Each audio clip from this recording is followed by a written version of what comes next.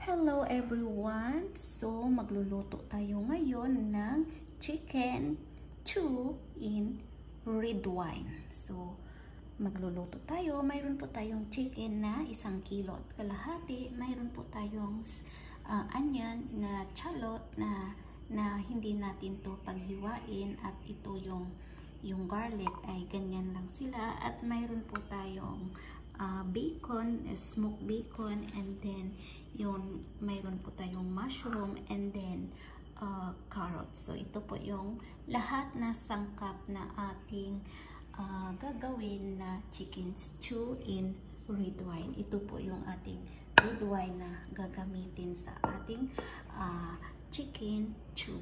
And then, yung manok na yan ay ilagyan natin ng arena, ng kunting arena, at saka i-fry na side by side. And then, ilagay natin na sa malaking kaldero para i-beef stew natin, i-steam natin hanggang lalambot. So, let's go and start cooking now. So, yan guys, lagyan natin ng arena at i-fry natin saglit ng side by side. Yan, yung ating manok. At yan guys, ang ating chicken thigh. So, i-fry natin side by side. So, yan guys, i-fry natin yung carrot. Yung onion, yung red onion.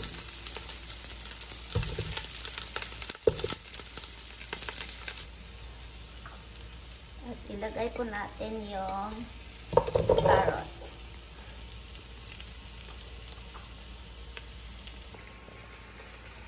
So, okay na to guys. So, ilagay na natin dito kasi ilagyan natin ng wine.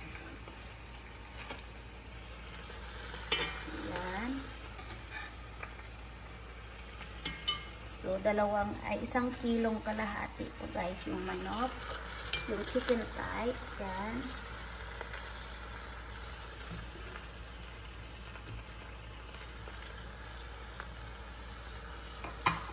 Yan guys. Lagyan na po natin ng red wine yung ating manok. Yan. So, chicken stew in red wine. Yan guys. So, maglagay po tayo ng 1 cup na tubig at lagyan ng chicken cubes.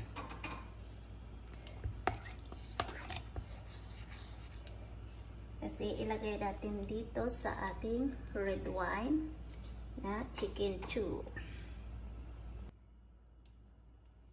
At mayroon po tayo na smoke na bacon, ilagay din natin dito.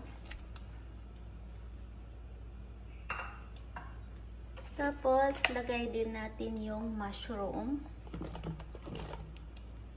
Yan. Tapos, yan ay ilagay din natin doon.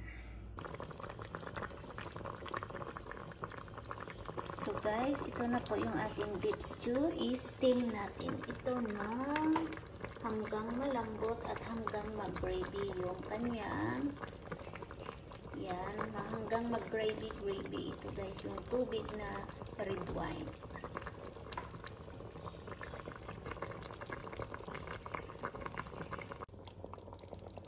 Hello guys, ito na po yung ating chicken stew in red wine. So guys, yan, mayroon po tayong rosemary na nilagay.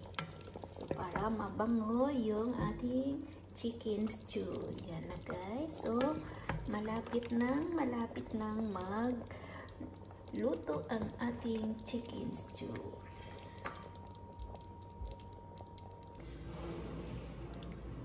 Guys, ito na po yung final product ng ating chicken stew. Yan guys.